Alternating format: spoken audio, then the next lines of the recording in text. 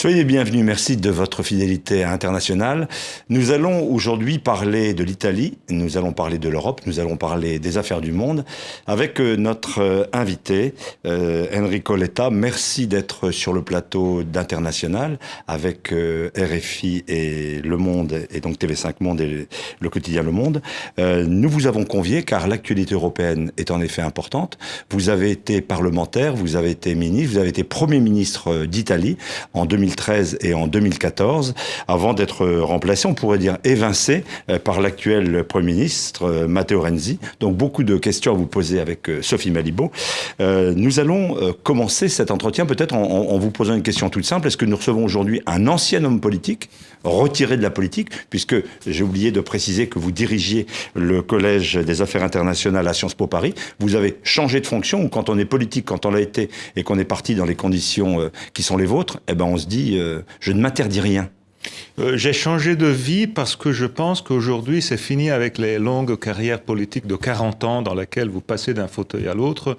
Les gens n'en peuvent plus de ce genre de politique et c'est pour ça que je continue mon engagement politique en n'étant pas parlementaire, en n'étant pas payé par le contribuable italien, mais je fais mon travail. Mon travail aujourd'hui, c'est un travail fascinant avec les étudiants. C'est à Sciences Po Paris, oui. Sciences Po Paris, à l'École des Affaires internationales, PSIA. Mais vous ne me répondez pas. On a vu l'ancien Premier ministre français, Alain Juppé, qui revient en politique, est revenu en politique, après avoir été enseignant au Québec. Premier ministre il y a 20 ans. Ouais. Donc, ça vous laisse de la marge ? Non, écoutez, je pense que j'aime la politique, j'aime être dans le débat politique, et donc je vais continuer à être dans le débat politique. Maintenant, je suis engagé et vraiment de tout mon cœur avec les jeunes étudiants de Sciences Po et c'est fascinant d'y être là. Alors, on va peut-être... Sophie Malibaud. Juste une question, la carrière politique à l'échelon européen, ça ne vous tentait pas ?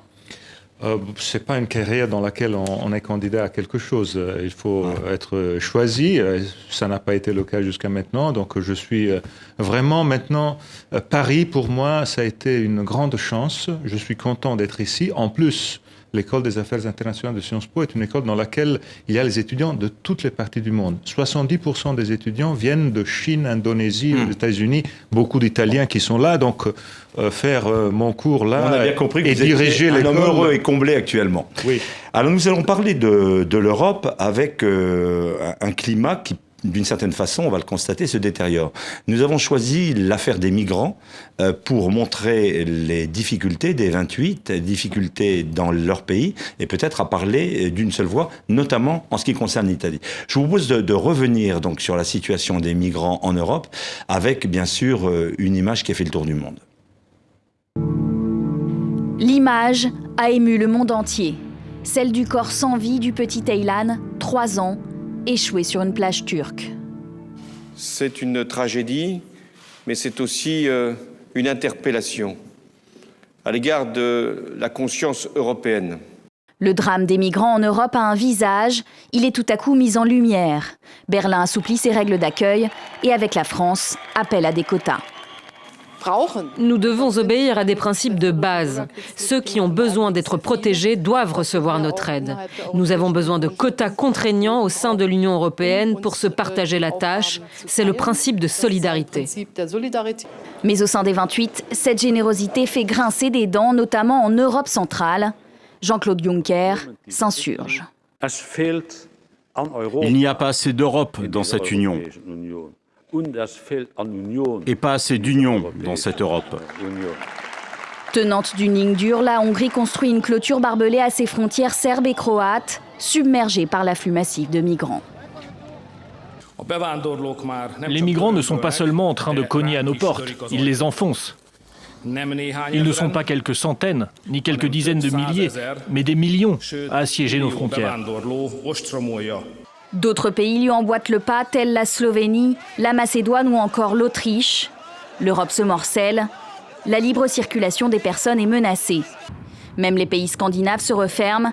Le Danemark et la Suède instaurent des contrôles à leurs frontières. Faute de réponse efficace, après la Grèce, c'est l'Italie qui prend ses distances avec Bruxelles.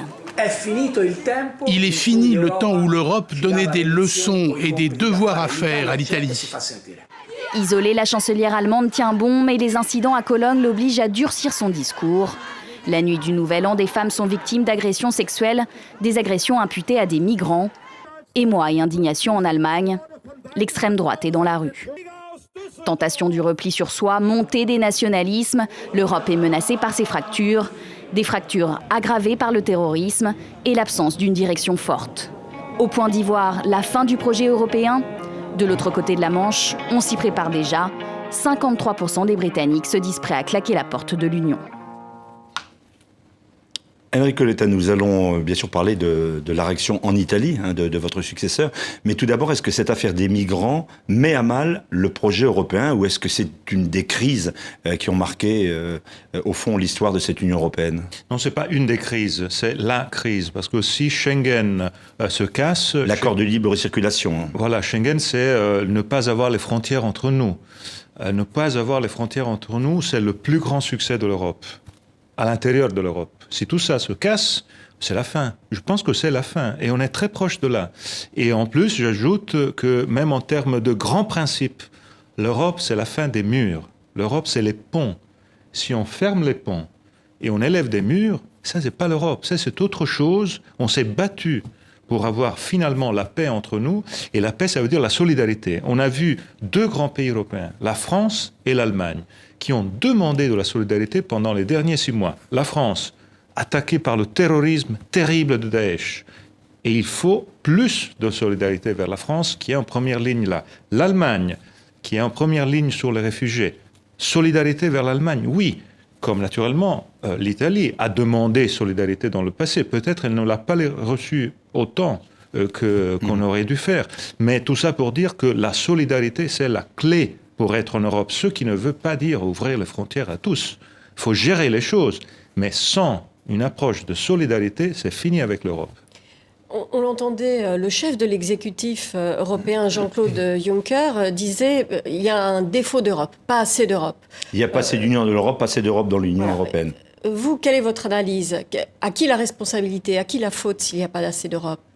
Il y a un problème des États membres. Les États membres ont décidé sur les grands sujets de sécurité, migration, de tenir les compétences à eux-mêmes. Parce qu'il faut le dire, c'est pas parce qu'on a dans nos portefeuilles l'euro que tout est géré par Bruxelles.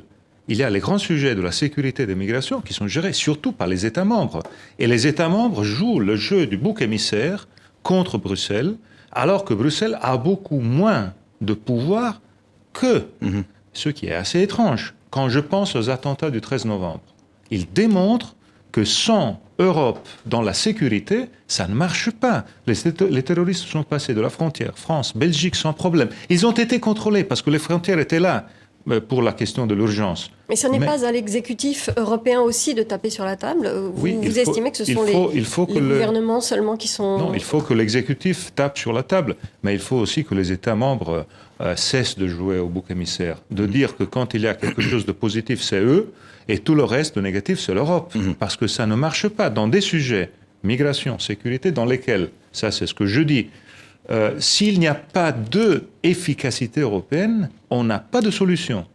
Dans la sécurité, si on n'a pas de FBI européen, si on n'a pas de renseignements européens, si les renseignements italiens, français, belges ne se parlent pas entre eux, mais comment peut-on battre les terroristes? C'est impossible. Enrico Letta, on vient de voir dans le petit rappel, dans le sujet, un gros plan en quelque sorte sur l'Italie. Vous avez peu commenté, depuis que vous êtes à Paris, la politique italienne conduite par Matteo Renzi. Mais quand on entend un Premier ministre italien, en gros, avoir le discours de plus en plus classique, que Bruxelles ne donne pas de leçons, on n'a pas à faire des devoirs, on n'est pas... C'est un discours de rupture, ça c'est nouveau, c'est un ton nouveau en Italie. Pourtant, c'est la même continuité politique du Parti démocrate. Mais il y a une rupture du rapport avec l'Europe. Oui, je n'apprécie pas ces tons. Je pense que l'Italie est le pays, entre les grands pays européens, qui a le plus à devoir aider l'Europe à être efficace et forte. Si l'Italie aide l'Europe à se casser, l'Italie fait un tort à soi-même, à elle-même, parce que sans Europe forte, l'Italie est un pays qui n'a pas une force étatique en soi-même capable d'être Alors et de résoudre. Pourquoi est-ce qu'il fait ça, Je pense que ce sont des exigences de politique interne, domestique, électorale. Moi, je ne partage pas cette approche parce que l'Europe a besoin d'une Italie qui soit l'avant-garde, non pas d'un fédéralisme sans question mark, d'une avant-garde pour savoir que pour résoudre les problèmes, il faut faire des choses ensemble. Et si les citoyens ne voient pas aujourd'hui les problèmes avec des solutions, ils vont donner des responsabilités à quelqu'un. Alors là, je dis, sur les migrants, la solution, c'est que immédiatement, rapidement, il faut faire une garde de contrôle des frontières extérieures de l'Europe, tous ensemble. Ça existe? Non, ça n'existe pas. Il y a Frontex, on parle du renforcement considérable de Frontex. Mais je parle de choses sérieuses. Je ne parle pas de choses qui ont été discutées, annoncées, et où on a mis de très peu de moyens. Pensons, qu'est-ce que ça veut dire le contrôle des frontières? Il y a des pays, même la France, l'Allemagne, le Benelux, qui ont épargné un tas d'argent par la fin des frontières. Rappelons-nous ce que ça veut dire avoir des frontières avec des gens qui contrôlent chaque kilomètre des frontières. On épargne un tas d'argent en n'ayant pas les frontières. Mais naturellement, il faut mettre cet argent à un contrôle des frontières extérieures de l'Europe qui soit fait ensemble. Mais les pays ne veulent pas déléguer leur souveraineté à l'Europe. Mais je ne dis pas qu'il faut déléguer complètement la souveraineté. Je dis par exemple que si on pense que l'Italie et la Grèce ne font pas bien leur devoir dans la Méditerranée en contrôlant les frontières, il faut faire un corps de garde frontières dans lequel il y ait des Allemands, des Français, des gens du Benelux, comme il est nécessaire qu'il y ait des Italiens, des Espagnols, des Français à la frontière à l'aéroport de Tegel, à Berlin. C'est la seule façon de faire marcher les choses, parce que si on n'a pas une frontière sécurisée à l'extérieur, le fait de ne pas avoir de frontières à l'intérieur de l'Europe ne marche pas. Donc il faut, aujourd'hui, la plus grande des priorités est faire cette garde des frontières à l'extérieur de l'Europe, la faire ensemble avec des moyens. Sans moyens, ça ne marche pas. Alors, il y a deux pays qui supportent un très lourd fardeau de l'arrivée des migrants. Ce sont deux pays qui sont aussi économiquement assez fragiles. Il s'agit de la Grèce, il s'agit de l'Italie. Et il y a cette convention de Dublin qui précise que c'est à ces pays-là d'organiser l'enregistrement des migrants. Est-ce que vous pensez que là-dessus, il devrait y avoir des progrès et que l'on devrait mutualiser et organiser les choses autrement? Oui, naturellement, ce sont deux pays qui ont des situations différentes. L'Italie n'est pas la Grèce, l'Italie a une situation économique différente par rapport à la Grèce, mais le problème est le même. Et la solution du problème est seulement le fait que ce soit une mise en commun de la gestion des frontières extérieures. Et donc, puisque l'Espagne, l'Italie, la Grèce ont sur la Méditerranée une grande partie de la frontière de l'Europe, on doit faire un travail commun là. Donc, un travail commun, ça veut dire de l'argent, des gens, et c'est pour ça que je pense que le premier pas est un pas de création de cette frontière extérieure, et il faut le faire sérieusement. Moi, je pose le problème des hotspots. Oui, il n'y en a que 3. Ces lieux d'accueil, on précise le hotspot, les lieux d'accueil. Moi, j'ai toujours pour les migrants. Je crains toujours quand j'entends des noms qui sont des brands, de marques de publicité. Alors, hotspot, c'est parfait pour des émissions de télévision, des conférences de presse, mais qu'est-ce que ça veut dire, hotspot? Je n'ai pas encore compris en réalité qu'est-ce qu'un hotspot. Est-ce qu'on est en train de faire des hotspots vraiment, ou c'est quelque chose on dit qu'on va le faire et ça résout le problème en soi-même? Ça ne résout pas. En théorie, ce sont des lieux où l'on regroupe les migrants, en théorie, pour nos téléspectateurs et auditeurs, où on regroupe les migrants avant qu'ils n'entrent de l'Union européenne pour les identifier, les recenser, etc. En théorie, mais comme vous venez de dire, avec le traité de Dublin comme il est aujourd'hui, la chose ne marche pas. En plus, la Grèce et l'Italie ont des milliers de kilomètres de frontières dans les côtes qui sont ingérables pour des raisons même de changement climatique, parce qu'aujourd'hui, ce n'est pas seulement les 5 mois de l'été, c'est pratiquement toute l'année, sauf janvier et février, qu'on peut passer les Méditerranées. Pourquoi ça ne se fait pas? Pourquoi ces annonces qui sont vraiment faites à grand renfort, très médiatisées, ne rentrent pas dans les faits, ne se concrétisent pas? Mais on voit ce qui est en train de se passer avec les pays de l'Est. Moi, je pense que la réaction par rapport à ce qu'on vient d'entendre, même dans cette émission de Orbán, mais même ce qui est en train de se passer en Pologne et Slovaquie, bon, moi, je pense qu'il faut une réaction très ferme. Ça, c'est pas l'Europe. L'Europe des murs. L'Europe qui ferme les ponts. Ça, c'est pas l'Europe. Alors pourquoi vous ne citez pas la Grande-Bretagne également ? Bon, Elle n'est pas dans Schengen. c'est une autre chose parce que la Grande-Bretagne n'est pas dans Schengen. Et en plus, j'ajoute, aujourd'hui, on a un autre problème avec la Grande-Bretagne, le Brexit. Ouais. Moi, je pense que là, il faut faire tout le possible pour éviter le Brexit. Si La sortie de la Grande-Bretagne, le référendum dans quelques mois. Oui, et on parle d'un référendum au mois de juin. Si au mois de juin, il y avait un référendum avec la sortie de la Grande-Bretagne, ce serait un autre pas de dégringolade de l'Europe. Alors, je pense que ce serait négatif. Je pense qu'il faut l'éviter. Demain, je serai à Londres. Il y a un rendez-vous de Open Europe sur discuter du Brexit. Je vois que cette discussion n'est pas à la hauteur de la menace dans les autres pays européens. Les sondages disent tous qu'ils vont sortir. Je ne suis pas entre ceux qui disent qu'ils sortent. Je pense que ce serait une grande erreur. Pour la Grande-Bretagne et pour l'Europe. Je pense pour les deux. Pour la Grande-Bretagne, ce serait une erreur majeure. Sortir du marché intérieur pour Londres serait perdre la force que Londres a. Et naturellement, pour l'Europe, on va perdre beaucoup s'il sort. Vous parliez il y a un instant de la Pologne, de la Hongrie, il faut être ferme, etc. Jusqu'où l'Europe doit-elle être ferme, justement ? Suppression du droit de vote, gel des crédits, ou alors on se contente de hausser un peu le ton ? Non, je ne pense pas qu'il faut seulement hausser le ton. Je pense qu'il faut être plus ferme.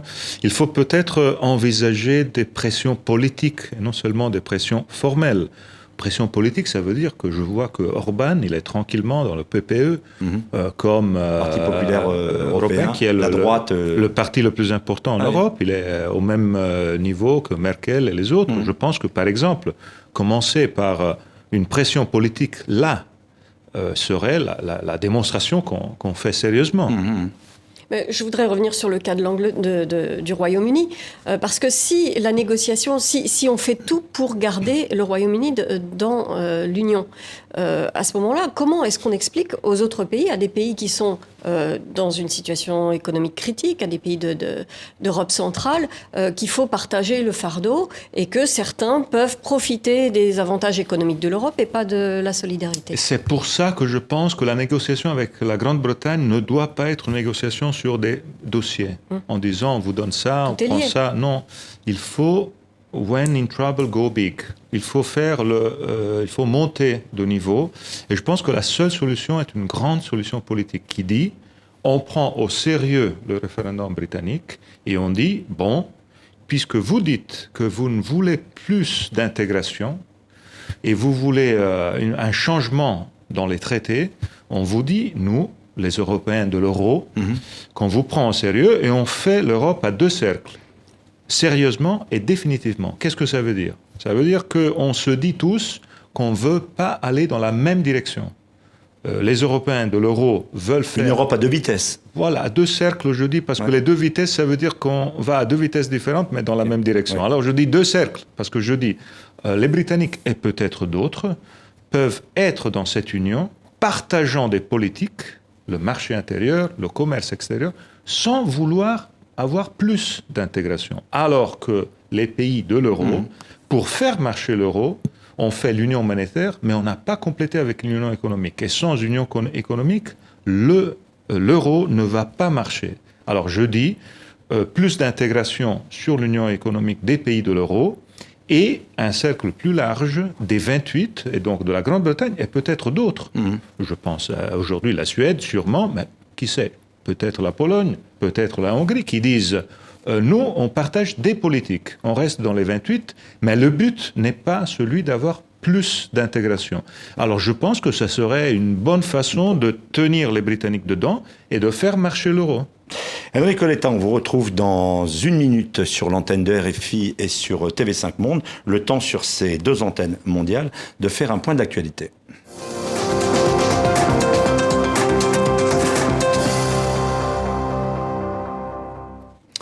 Retour international où nous recevons Enrico Letta, homme politique italien de premier plan. Vous avez notamment été Premier ministre d'Italie en 2013-2014. Dans ce rappel d'actualité sur TV5, on parle de la Tunisie. 5 ans après ce qu'il était convenu d'après le printemps arabe. Vous étiez d'ailleurs Premier ministre au moment où ce printemps se déroulait. Lorsque vous voyez que même en Tunisie, dont on pensait que c'était le pays qui s'en sortait le mieux, il y a à nouveau des troubles, est-ce que vous parleriez de l'hiver arabe, comme le titre un certain nombre de journaux aujourd'hui? Je pense que la Tunisie aujourd'hui est cruciale. Il ne faut pas laisser la Tunisie rentrer dans le chaos. Il faut aider la Tunisie tout de suite, parce que la Tunisie est l'exemple positif parmi beaucoup d'exemples négatifs. Alors là, il y a un aide immédiat qu'il faut donner à la Tunisie. Il faut que les gens voient qu'il y a, pour leur vie concrète, des aspects positifs. Parce que 5 ans après, ils ne l'ont pas vu. Voilà. Mais à cause du malaise, c'est le chômage en Tunisie. Est-ce qu'il vous semble que sur place, les autorités ont accompli ce qu'elles pouvaient accomplir? Parce qu'on peut toujours parler de l'aide extérieure, mais est-ce que ces autorités ont pris la mesure du problème et ont fait quelque chose contre Il faut les aider à prendre la mesure du problème, mais je pense que la responsabilité européenne est grande. Si on ne comprend pas qu'il faut un grand plan Marshall pour l'Afrique du Nord et pour le sud de la Méditerranée, et que ce plan Marshall ne peut que être déclenché par l'Union européenne, alors on n'a pas encore bien compris comment résoudre la grande question des migrants. La grande question des migrants existe parce qu'il y a un décalage tellement important entre la richesse la plus grande qu'on voit en Europe et la pauvreté et le désespoir qu'on voit dans l'Afrique du Nord. Et puisqu'avec aujourd'hui les moyens de communication, les choses se voient, c'est naturel que c'est ingérable. Alors je dis ce qu'on aurait dû faire il y a 20 ans. Et pendant les dernières 20 années, on a complètement oublié la Méditerranée. C'est facile pour un Italien de le dire, mais je pense que l'Europe, là, a des responsabilités. L'Europe, les pays européens, plutôt que l'Europe, a des responsabilités. Alors maintenant, il faut tout de suite, je pense, lancer un plan Marshall pour l'Afrique du Nord avec de l'argent. Sans argent, c'est impossible de gérer la chose, qui donne l'idée que quand on prend le bon chemin, il y a des résultats concrets, comme le cas de la Tunisie devrait démontrer. Lorsque vous voyez en Libye également, qu'il y a des relations historiques évidemment avec l'Italie, une situation se dégrader fortement, vous redoutez une contagion, une déstabilisation à nouveau? La Libye a été le grand problème de ces années. Maintenant, il faut absolument que les accords qui ont été signés soient des accords inclusifs. Disons qu'ils comprennent aussi les tribus. Sans tribus, ces accords-là entre des politiciens qui représentent pas beaucoup ne sont pas suffisants. Ça a été bien, la conférence de Rome, ça a été bien, l'engagement des États-Unis c'est bien, l'Europe engagée c'est bien, mais c'est pas suffisant. Alors, est-ce qu'on a un peu forcé la main aux protagonistes de cet accord, au risque de faire en sorte qu'il ne soit pas assez représentatif? Peut-être, mais la chose essentielle aujourd'hui est d'inclure. Et là aussi, inclure, ça veut dire donner l'idée que le futur est un futur de progrès, de croissance. Vous voyez, quand on a aussi dans un autre domaine le prix du pétrole qui s'écroule. Pour ces pays-là, c'est l'idée que c'est fini. Quand on a le prix du pétrole qui arrive à 20 €, il était à 100, 120. Et on disait qu'il ne descendra plus jamais sous les 100 €. C'est la fin. Alors là, c'est pour ça que je dis que si on ne donne pas l'idée que l'Europe aide à des conditions de vie meilleures, ces pays-là vont se tourner vers la Chine et vers d'autres parties du monde. Et je pense qu'on va perdre beaucoup, et on va perdre beaucoup aussi de la centralité de l'Europe. En attendant, au moment où l'accord a été signé, les autorités italiennes se sont tout de suite félicitées et ont tout de suite tendu, ouvert la voie vers peut-être ce qui se prépare comme une intervention militaire. Qu'est-ce que vous pensez du fait d'une nouvelle intervention étrangère en Libye ? Moi, je suis entre ceux qui pensent que beaucoup de problèmes sont nés avec l'intervention de 2011. Ça a été une intervention qui a été faite sans imaginer quels étaient le jour après. Et quand on intervient militairement, il faut le faire avec l'idée claire que le jour après, les choses vont être mieux. Sinon, on va avoir des conséquences. Donc là, je pense que... Le facteur nouveau, c'est Daesh. C'est Daesh. Maintenant. Alors là, je pense que il faut absolument éviter que Daesh s'implante en Libye. aujourd'hui, quelques succès, quelques résultats, on commence à les avoir en Irak. En Syrie, en Irak. Oui. Parce que l'État islamique, le Daesh, est en train de reculer, clairement. Il ne faut pas qu'il s'implante en Libye, donc je pense donc que probablement une intervention militaire est nécessaire pour éviter ça. Alors, j'ai pas les éléments et les informations aujourd'hui, mais quand je vois, je me dis quel est l'ordre de priorité de sécurité pour l'Europe, moi je dis premier Daesh, deuxième Daesh, troisième Daesh. Ça c'est l'ordre de priorité. Donc il faut faire tout ce qui est possible pour limiter tout ça. C'est la sécurité de nos sociétés qui est en jeu. Société française, mais pas seulement la société française. Moi, je voudrais l'Italie solidaire avec la France dans tout ça, mais c'est l'idée d'Europe, de multiculturalisme et de vie de nos sociétés qui est en jeu. Mais l'Europe est absente de la réponse militaire. En gros, il y a les Américains et la France qui frappent. Mais je pense que la France devrait le faire au nom de l'Europe, oui. Au nom de l'Europe, parce que en vérité, aujourd'hui, la France est le seul grand pays européen qui a une force de frappe et une projection militaire au niveau, disons, de celle des États-Unis. Et donc, il faut qu'on considère que la France, c'est l'Europe dans tout ça. Je vois à l'Europe comme ça, une solidarité dans laquelle il faut comprendre qu'on fait les choses les uns avec les autres et pour les autres. Dans la solution politique qui peut-être se préfigure en Syrie, il y a la question, et peut-être le revirement français, de savoir si on parle à Bachar el-Assad ou non. Qu'auriez-vous fait si vous étiez aux affaires? Est-ce que le préalable, c'est la chute de Bachar? Est-ce qu'on parle avec son environnement? Écoutez, aujourd'hui, le préalable, c'est la destruction de l'État islamique. Ça, je le dis soit pour ce qui concerne Assad, soit pour ce qui concerne Poutine. Et je pense qu'il faut être très clair. La politique étrangère est faite de priorités. Donc, tout est négatif. Je suis contre ce que Poutine a fait en Crimée. Je suis contre tout ce que Assad a fait, même si, naturellement, je ne veux pas faire de parallélisme entre les deux. Ce sont deux choses très différentes. Mais je dis aujourd'hui que la priorité pour nous, les Européens, c'est l'élimination de Daesh. Je n'ai pas de doute là-dessus. Le problème, c'est que certains vous diront que Assad fait partie du problème, puisque c'est lui qui a laissé Daesh proliférer dans son propre pays. Et naturellement, je ne pense pas, et personne n'imagine en Europe que Assad va être le futur président d'une Syrie réconciliée. Mais naturellement, il faut maintenant gérer le présent. Et le présent est un présent dans lequel c'est Daesh, l'ennemi. Et c'est l'ennemi sur lequel il faut faire tout le possible. Il y a comme un parfum de guerre froide actuellement. On tient Poutine à distance. Vous parliez de la Crimée. Les États-Unis, notamment, prennent largement leur distance. C'est une erreur diplomatique et politique pour vous? Je pense qu'il faut reprendre un lien et une discussion avec la Russie. Je pense que c'est essentiel pour beaucoup de sujets. Naturellement, Daesh et la Syrie est un de ces sujets, mais c'est pas le seul. Et donc, je pense qu'il faut faire un effort. Il faut faire évoluer les accords de Minsk. La France, l'Allemagne, l'Europe ont joué un rôle important. Mais je pense peut-être qu'on peut aussi imaginer que la dernière année de la présidence Obama peut voir les États-Unis plus engagés à trouver des solutions avant le nouveau président. Et on va voir ce qui va se passer avec cette candidature de Bloomberg qui peut-être va changer complètement la donne aux États-Unis. Qu'est-ce que vous pensez? Le conflit en Syrie, c'est aussi beaucoup l'affaire de la rivalité entre l'Iran et l'Arabie saoudite. Qu'est-ce que vous pensez du retour dans le jeu international de l'Iran à la suite des accords Je pense que ça a été un des grands succès de la diplomatie internationale. Ça a été un grand succès européen, américain. Il ne faut pas rejeter l'Iran dans le coin comme il était, parce que avoir l'Iran dans le jeu est très important. Je pense que Rouhani est un grand personnage, c'est un personnage auquel il faut faire confiance. Et le fait qu'on a tous ensemble de Lausanne, dans les accords qui ont été signés, fait un grand travail, les Européens, les Américains, me dit qu'il faut aider l'Iran à sortir du coin. Et naturellement, ce qui s'est passé... Vous croyez à l'image du Rouhani, homme de la réforme, alors que Ali Khamenei, le guide suprême, continue de maintenir tous les leviers du pouvoir? Écoutez, j'espère.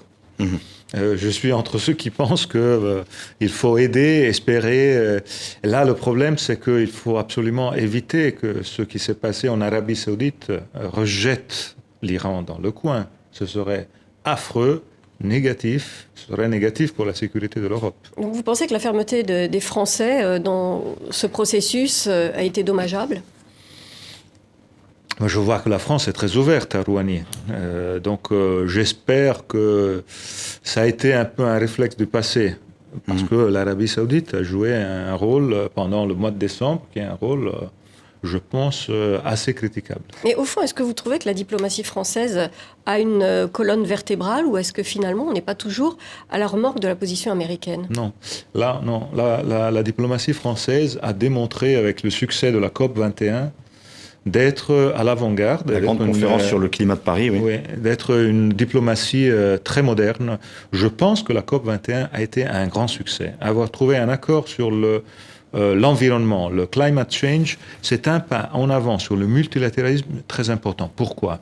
Parce que c'est la première fois qu'on fait un pas en avant, après des années et des années, sur un sujet que dans nos familles, quand on parle le soir, qu'on soit à Pise, qu'on soit à Paris, qu'on soit à Bratislava ou qu'on soit à Hanoï, les gens comprennent ce que ça veut dire. C'est un bien commun.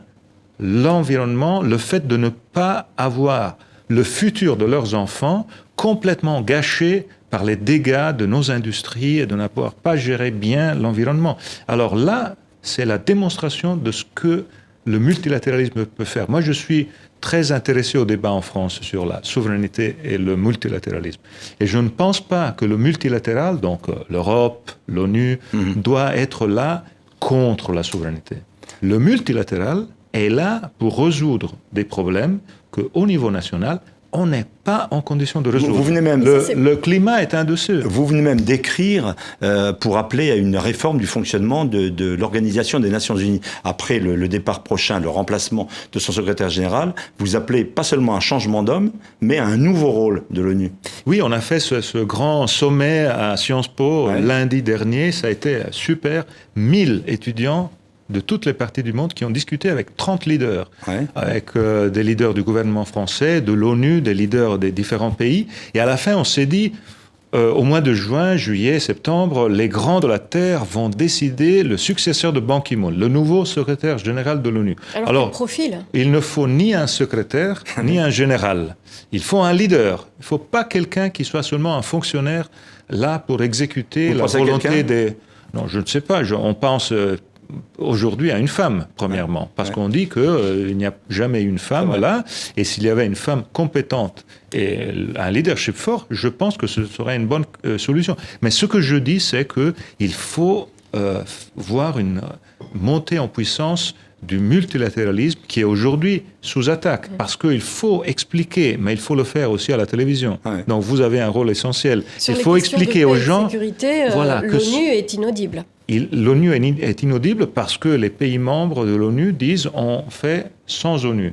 Mais c'est un peu comme pour l'Europe. Quand je vois et quand je parle de migration, je me demande, est-ce qu'il y a quelqu'un qui pense sérieusement qu'on peut trouver des solutions nationales au phénomène des migrations? Moi, je ne pense pas.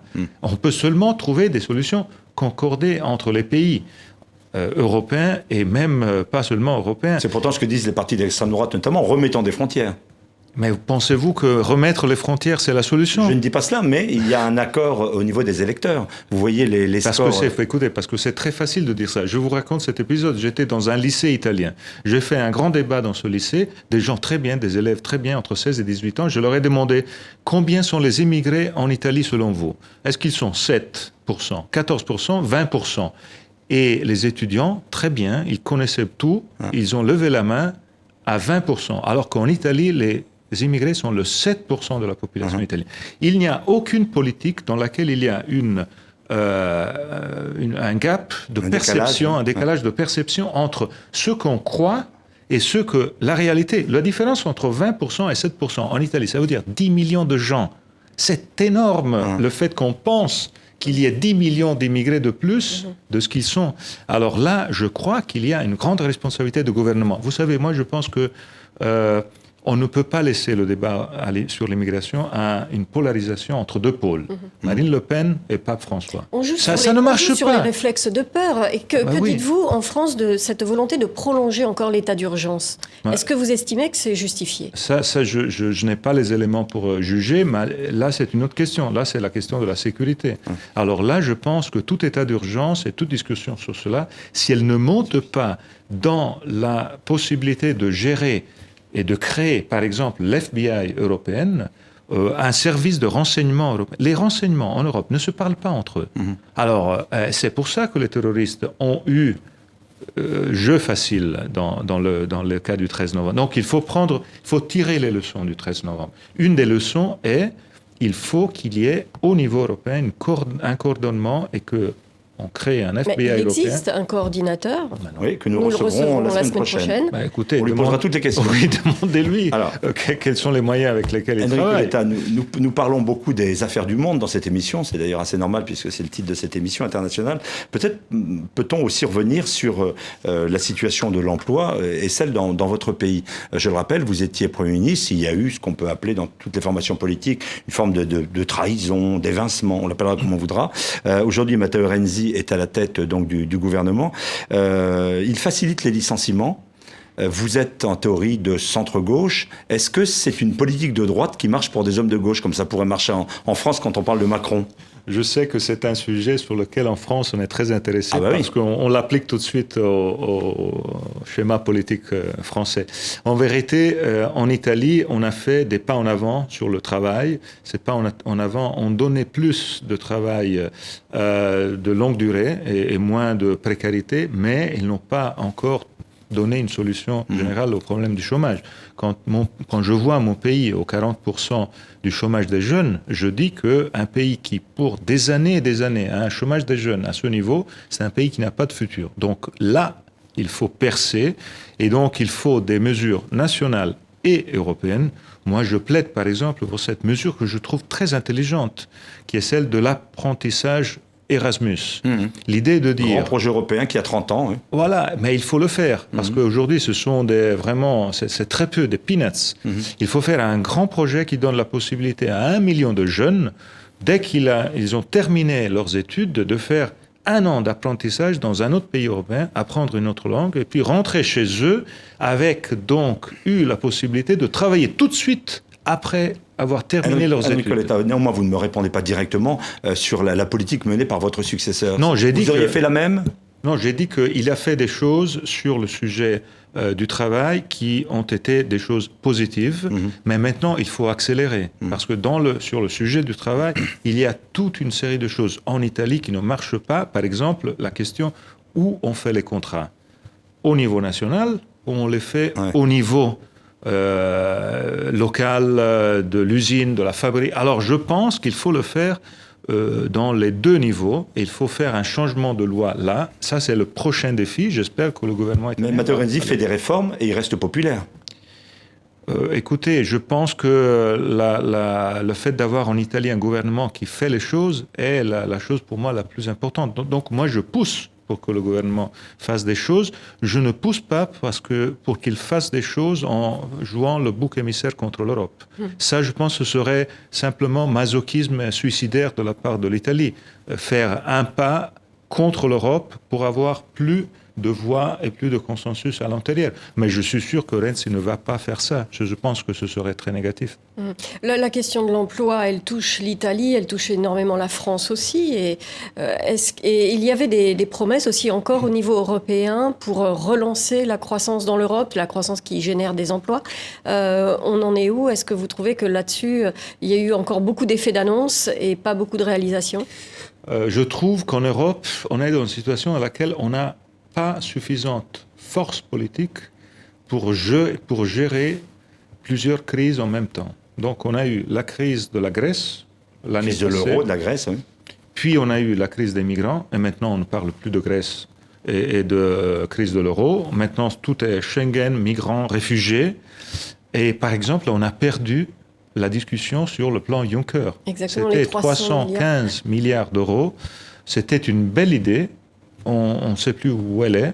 Mais je suis entre ceux qui pensent que si cette idée n'aboutit à rien, ou si elle reste comme ça, je pense que c'est, en termes de perte de crédibilité de l'Europe, un dommage énorme. Donc je pousse pour qu'on relance ce plan, parce que 315 milliards d'euros pour les investissements et la lutte contre le chômage au niveau européen, c'est le vrai défi pour rendre l'Europe à nouveau populaire. Il faut rendre l'Europe à nouveau populaire avec des moyens concrets contre le chômage, pour les investissements, l'Erasmus, apprentissage que je disais auparavant. Il faut que les gens parlent de l'Europe positivement en termes à nouveau d'opportunités et non seulement de règles, devoirs à la maison.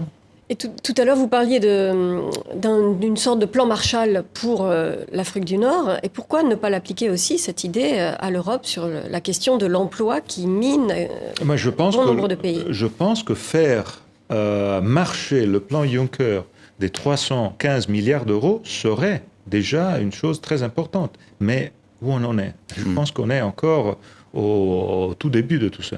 Je le disais, vous avez exercé les fonctions de chef de gouvernement en Italie pendant 2 années. Vous vivez aujourd'hui en France. Vous dirigez donc ce grand collège d'affaires internationales à Sciences Po.